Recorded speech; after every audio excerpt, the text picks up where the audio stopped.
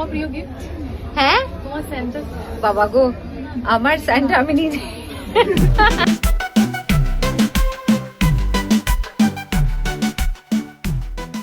কোয়েল মল্লিক, টলিউডের কোয়েল মল্লিক সবার থেকে আলাদা পারিপার্শ্বিক। সে হচ্ছে ন্যাকামি বর্জিত, ইয়েস, মানে কোনো রকম ন্যাকামি তার মধ্যে নেই। সে চিৎকার করে না। কোয়েল মল্লিকের এত প্রশংসা কেন করছে? কারণ তোমরা ভালো করে জানো কোয়েল মল্লিক একটা আলাদা একটা নারী সবার থেকে, টলিউডের সবার থেকে। সেটা তার চালচলন, ব্যক্তিত্ব দেখলেই বোঝা যায়। কোয়েল মল্লিককে নিয়ে অনেকগুলো ভিডিও আমি করছি পরপর। কেন করছি? কারণ আমি কোয়েল মল্লিকে মুগ্ধ। আজকে কোয়েল মল্লিকের মিতিন একটি খুনের সন্ধানের সিনেমাটা রিভিউ করতে আসলাম। So welcome to another video, welcome to my channel. আমি সুপ্রিয় রয়েছে তোমাদের সঙ্গে। তোমরা ঝটপট চ্যানেলটাকে আমার একটা হাত জোর করে রিকোয়েস্ট, প্লিজ সাবস্ক্রাইব করে দাও আর ভিডিওটাতে একটা লাইক দাও। কোয়েল মল্লিকের ফ্যান যারা আছো তারা ঝটপট আসো এবং লাইক দাও, সাবস্ক্রাইব করে কমেন্টে মতামত জানাও অবশ্যই। কারণ কোয়েল মল্লিক, কোয়েল দির জন্য এই ভিডিওটা একটা অসাধারণ ভিডিও হতে চলেছে।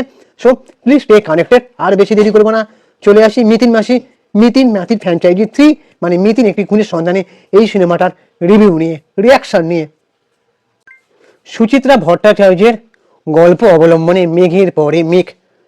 সো এই গল্পটা পরিচালক অরিন্দম শীল সিলেক্ট করেছেন এবং সেখান থেকে কোয়েল মল্লিককে আবারও মিতিন মাসি রূপে পর্দায় আবির্ভূত করেছেন।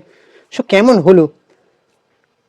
অরিন্দম শীলের মিতিন মাসি এক কথায় যদি বলতে হয় অসাধারণ, এবং সিনেমাটা দর্শকদের ভালোবাসা আবেগে ভরপুর হয়েছে। একটা মানে আবেগী চরিত্র হয়ে উঠেছে কোয়েল মল্লিক, এবং কোয়েল মল্লিককে অনেক জায়গায় মানে কি বলবো, ভিলেনদের যেভাবে কুপকাত করেছেন, সেখানে তার মা দুর্গা রূপে আবির্ভূত হওয়াটাকে মনে হচ্ছে।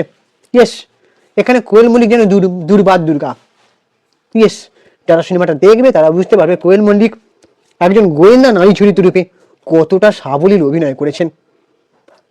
একজন মানুষের ব্যক্তিত্ব, পার্সোনালিটি এতটা ভালো কি করে হয়, এটা তো প্রশ্ন আছেই।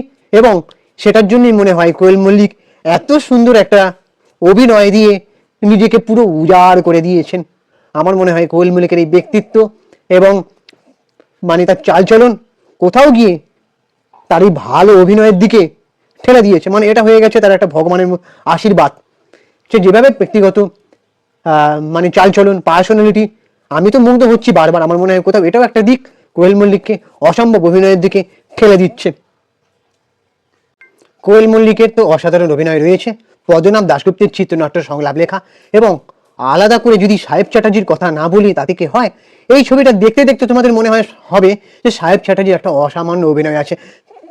কিছু কিছু পরিচালক সাহেব চ্যাটার্জিকে কেন কাজে লাগান না, এটা তোমাদের মনে হবে। ছবির আরও বাকি যা চরিত্র, দুলাল লাহিড়ী কতদিন আগের অভিনেতা বলো তো? বুম্বাদা, তাপস পাল এবং চিরঞ্জিত এনাদের সাথে অভিনয় করতেন মুখিয়ে। সো সেরকম দুলাল লাহিড়ীকে এখানে দেখা গেছে সাহেব চ্যাটার্জির অফিসের একজন কর্মী হিসেবে তার একটা অসামান্য অভিনয় আছে। আলাদা করে অভিনয়ের প্রশংসা করতে হয় অনুসূয়া মজুমদার, মানে সাহেবের মা, রোশনী ভট্টাচার্য, গৌরব চক্রবর্তী, এনাদেরও কিন্তু অভিনয় অসামান্য। এনাদের না বললে আমার মনে হয় কম বলা হলো। আর এই ছবিটায় অ্যাকশন দৃশ্য দিয়ে শুরু হচ্ছে। এই ছবিটায় একটা যৌনতা, মানে যৌন স্বেচ্ছাচারের একটা ব্যাপার আছে। মানে পাপে ভরা একটা, মানে কি বলবো তোমাকে, ছবিটা যারা দেখবে তারা বুঝতে পারবে যে যৌন স্বেচ্ছাচার একটা বংশানুক্রমিক ব্যাপার। সেটা কতটা গল্পটা এগোচ্ছে ততটাই ঘনীভূত হচ্ছে। মানে এই যে বংশানুক্রমিক যৌন স্বেচ্ছাচারের ব্যাপারটা, সেটা না তোমরা না সিনেমাটা দেখলে বুঝতে পারবে না। আমি এখানে বললে স্পয়লার হয়ে যাবে, তো সেই স্পয়লারটুকু আমি বাদ দিয়েই একটু মানে সাসপেন্স রেখে এখানে বলছি, যাতে তোমরা দর্শকরা সিনেমাটা কোয়েল মল্লিককে ভালোবেসে দেখতে যাও। তো এটা একটা ডিটেকটিভ ছবি। সো এই ছবিতে কিছু নেগেটিভ দিকও আছে। সেই নেগেটিভ দিক মানে আমি বেশি খোলসা করতে চাই না। কিছু কিছু জায়গায় পরিষ্কার করা হয়নি কেন এটা হলো, কেন হলো না, বা এরম হতে পারতো, সেটা আরও যদি পরিচালক অরিন্দম শীল এটার উপর জোর দিতেন আমার মনে হয় বেশি ভালো হতো। আরেকজনের অভিনয় নিয়ে আমি বলিনি এখনো, সেটা হচ্ছে কনিনিকা বন্দ্যোপাধ্যায়। তার অভিনয় কিন্তু ভালো, অরিন্দম শীল তাকে সিলেক্ট করেছেন, এটা একটা মানে পজিটিভ দিক। আর ছবির মানে কি বলবো, যে গানগুলো আছে কিছু কিছু গান বেশ ভালো, রূপম ইসলামের গান আছে। আর ওই যে একটা বললাম যৌনতার একটা ব্যাপার আছে, সেটা তোমরা দেখলে বুঝতে পারবে কেন দেওয়া হয়েছে, কি বৃত্তান্ত।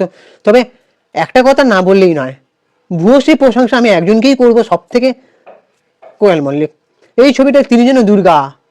হ্যাঁ, কেন বলছি সেটা তোমরা দেখলেই বুঝতে পারবে। আর এই ছবিটার প্রাণ হচ্ছে একমাত্র কোয়েল মল্লিক। সো এই ছবিটাও প্রজাপতি টুর মতন হিট হোক, বড় একটা সাফল্য পাক। কোয়েল মল্লিক যেমন একটা মিষ্টি দেখতে, তেমনই তার প্রত্যেকটা ব্যাপারে তার আমি মুগ্ধ হয়েছি, খুবই মিষ্টি দেখতে। আর এই কোয়েল দি আমি একটা ইন্টারভিউ নিতে চাই, জানি না এই দেখা হওয়াটা সম্ভব কিনা, তবু তাদের কাছে আমি হাত জোর করে রিকোয়েস্ট করছি কোয়েল দি যেন সামনে যেতে পারি এবং একটা যেন তার ইন্টারভিউ নিতে পারি আমাদের চ্যানেলের জন্য, তাহলে এটা সার্থক হবে বলে মনে হয় এবং সারা জীবন আমার এটা মনে থাকবে। এই ছবিটা তাকে ছাড়া যেন অসম্ভব, মানে মিতিন মাসি গোয়েন্দা চরিত্ররূপে কোয়েল মল্লিককে ছাড়া ভাবাটা বড় দুষ্কর। এটা আমার ব্যক্তিগত মত বলে মনে হয়, তোমরা কারা কারা একমত যে মিতিন মাসি রূপে কোয়েল মল্লিকই কেন সেরা, কোয়েল মল্লিকের জায়গায় অন্য কেউ কেন নয়? সেটা প্রশ্ন একটাই, কোয়েল মল্লিকের অসামান্য অভিনয়, তার চালচলন, তার ব্যক্তিগত মানে পার্সোনালিটি অসম্ভব মুগ্ধ করে দর্শককে। সো সেই জন্য দর্শকরা আমার মনে হয় কোয়েল মল্লিককে মিতিন মাসি রূপে সাদরে গ্রহণ করে নিয়েছে। এমনকি আমিও স্পেশালি কোয়েল মল্লিকের এতটাই ভক্ত যে তাকে যে কোনো চরিত্রে সে অভিনয় করবে, তাকে আমার মনে হবে সে সেই চরিত্রটার প্রাণ এবং ঢাল হয়ে দাঁড়িয়েছে সেই কোয়েল মল্লিক, যাতে সেই ছবিটা তাকে ছাড়া অসম্ভব। সো এখানেই আমি আমার রিভিউটা শেষ করছি। এবার তোমাদের কি মনে হয় তোমরা অবশ্যই কমেন্ট করে মতামত জানাও।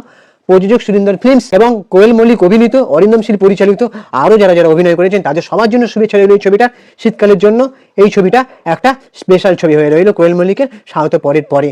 সো তোমরা এবারে অবশ্যই জানাও কমেন্ট করে মতামত, চ্যানেলটাকে একটা সাবস্ক্রাইব করে দাও, হাত জোর করে রিকোয়েস্ট করছি একটা লাইক দাও ভিডিওটায়। আমি ইনস্টাগ্রামে রয়েছি চিঙ্কি বাবু 2531, অবশ্যই তোমরা সেখানে গিয়ে ফলো করে দাও।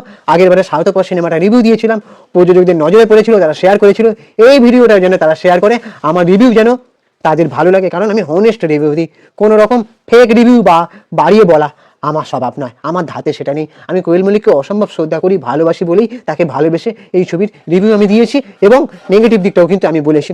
নেগেটিভ দিক অল্প বিস্তর আছে, কিন্তু ছবির পজিটিভ দিক বেশি। ছবিটা তোমরা অবশ্যই দেখতে যাও কোয়েল মল্লিককে ভালোবেসে থাকলে এবং বাংলা ছবির একজন সাধারণ ভক্ত হয়ে থাকলে। টাটা, ভালো থেকো সবাই, ততক্ষণ নিজের শরীরে খেয়াল রাখো, সুস্থ থাকো, ভালো থাকো।